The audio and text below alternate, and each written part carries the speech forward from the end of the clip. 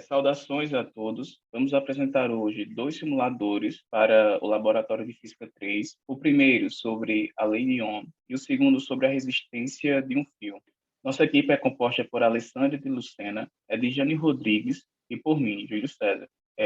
No primeiro simulador, é importante destacar alguns conceitos importantes. O primeiro é o que seria uma corrente. O Zemanski ele define corrente como sendo qualquer movimento de cargas de uma região para outra. Ou seja, se eu tenho uma carga líquida, que vou chamar ela de Q, e ela flui através de uma área em um intervalo de tempo, dt, a corrente, que vou representar ela por um I maiúsculo, ela vai ser dada por dq sobre dt, sendo ampere a unidade do sistema internacional. Outra coisa importante é que podemos expressar uma corrente com base na velocidade de arraste das cargas que se movem, e o que vai diferenciar a corrente de uma densidade de corrente é que a corrente ela não é uma grandeza vetorial, mas a densidade de corrente é vetorial. Outro conceito relevante para o entendimento das práticas é a resistividade. Nós sabemos que a densidade de corrente no condutor depende do campo elétrico e das propriedades do material.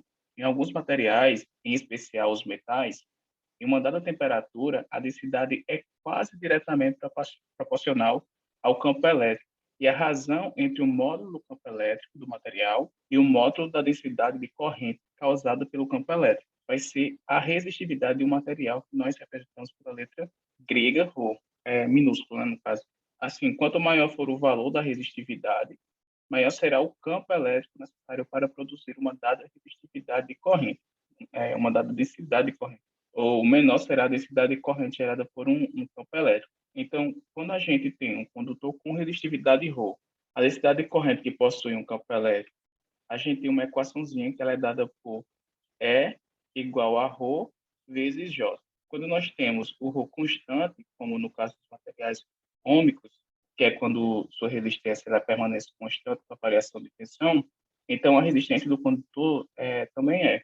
E é nessa relação que é introduzida a equação que chamamos como lei de Ohm. E a Alessandra vai explicar com a prática agora. Olá, eu sou a Alessandra e irei mostrar nesse simulador como funciona a primeira lei de Ohm, que nos diz que a corrente elétrica é diretamente proporcional à diferença de potência aplicada. Bom, aqui temos um circuito elétrico com um gerador composto por 3 baterias em série. Aqui abaixo a gente tem o resistor e aqui a representação da corrente elétrica. Então, a corrente elétrica, ela circula esse circuito todo e ela é definida pela a lei de Ohms, que é dada pela forma que está aqui em cima, que é V igual a I vezes R, onde esse V é a tensão, o I é a corrente e R é a resistência. Então, vamos ver o que acontece com essa lei. Então, se a gente variar a tensão, e vamos deixar aqui mantida constante, fixa aqui a resistência de 500 ohms. A gente pode observar. A gente observa que se a gente aumentar a tensão, a corrente também ela vai aumentar. Observe que ela está em 9 volts e a corrente ela vai ser o dobro, vai ser 18 miliamperes. Então, isso significa dizer que a corrente e a tensão elas são grandezas diretamente proporcionais. E vamos supor que a tensão ela diminua, ela fique em 6. Aqui, 6 volts. Você percebe que a tensão ela vai diminuir e a corrente também. Ela vai ficar com 6 volts, a tensão, e a corrente ela vai passar a ser a metade, 12 miliamperes. Agora a gente vai, isso vai acontecer no circuito resistível, né? Que é quando temos uma fonte, como é o nosso caso aqui, alimentando um resistor. Agora vamos ver o que acontece se a gente manter, vamos deixar aqui, vamos manter já a tensão em 6 volts e vamos alterar a resistência. Então, a resistência ela está em 500 ohms e vamos passar ela para, vamos aumentar ela para 1000 ohms. Então, você observa que a resistência ela vai aumentar, mas a corrente ela vai diminuir. Então, isso significa dizer que A corrente e a resistência, elas são grandezas inversamente proporcionais. Ou seja, na medida que uma vai aumentar, eu aumento a resistência e a corrente ela vai diminuir. Então, vamos supor que nosso condutor seja um fio de comprimento L e seção reta uniforme com área A, e que seja V a diferença de potencial entre a extremidade com potencial maior e a extremidade com potencial menor, de modo que V seja positivo. A corrente ela flui sempre no sentido da extremidade com maior potencial para de menor potencial. Isso ocorre porque a corrente em um condutor ela flui no sentido do vetor. Qualquer que seja o sinal das cargas que se movem, e porque o vetor ele aponta no sentido da diminuição do potencial elétrico. À medida que a corrente ela flui através da diferença de potencial, vai ocorrer perda de energia de potencial elétrico. Essa energia ela é transferida aos íons do material do condutor durante essas colisões. Então, nós podemos também relacionar o valor da corrente a diferença de potencial nas extremidades do condutor, né? Então, supondo que os módulos da densidade de corrente e do campo elétrico eles sejam uniformes através do condutor, a corrente total, né, que a gente representa por Y maiúsculo, ela é dada pela corrente igual à densidade de corrente vezes a área. E a diferença de potencial V entre a extremidade é dada pelo campo elétrico vezes o comprimento do fio. Então, nós temos a diferença de potencial, que é dado por ρ vezes o comprimento do fio, sobre a área. E isso tudo é multiplicado pela corrente. Mas nós sabemos que a razão entre a diferença de potencial e a corrente é a resistência R. Então, nós substituímos.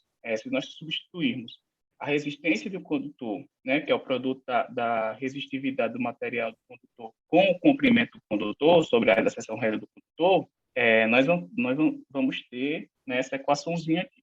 Agora vamos entender melhor com a prática que a Diana vai nos mostrar. Olá, bem, eu irei mostrar como funciona o simulador resistência em um fio.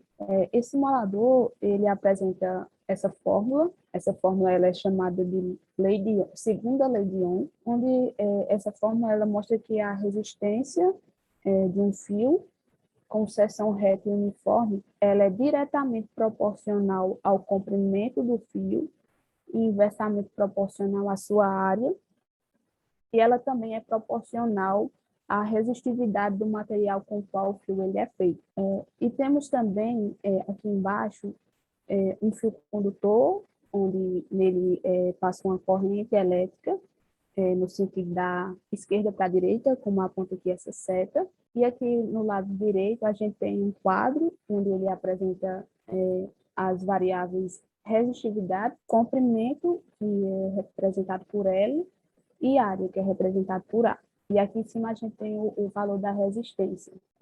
Então, a gente vai perceber o que vai acontecer com a resistência ao alterarmos essas variáveis. Quando a gente altera a resistividade, aumenta a resistividade, o que vai acontecer com a resistência? Ela vai aumentar. Então, isso significa dizer o quê? Que a resistência ela é diretamente proporcional à resistividade. Ou seja, se você aumenta a resistividade, consequentemente a resistência ela também aumenta. E a gente pode ver isso aqui quando a gente observa aqui esse fio. A gente percebe que com a resistividade diminui, obviamente é mais fácil, né, de uma corrente ela passar por aqui, porque ela tem menos, vamos dizer assim, obstáculos, né, no seu caminho. E quando você aumenta, a gente percebe que ela tem mais obstáculos para passar, e consequentemente a resistência ela é maior, então vai ser mais difícil dessa corrente ela passar por aqui. Agora, alterando o comprimento, você aumentando o comprimento, a resistência ela também vai aumentar. E se você diminui o comprimento, a resistência ela também vai diminuir. Eles são diretamente proporcionais. Então, se uma corrente ela passa por esse fio, como ele é menor, a resistência vai ser menor, né? Vai ser mais fácil dessa corrente passar. E se você aumenta o fio, a corrente aqui ela vai ter uma resistência maior, ela vai ser mais difícil dela passar esse fio.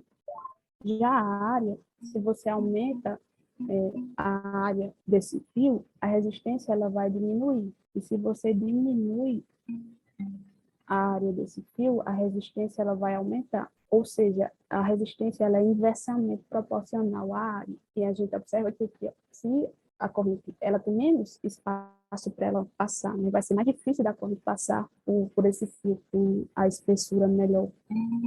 E como o fio está com a espessura maior, é mais fácil da corrente passar por esse fio.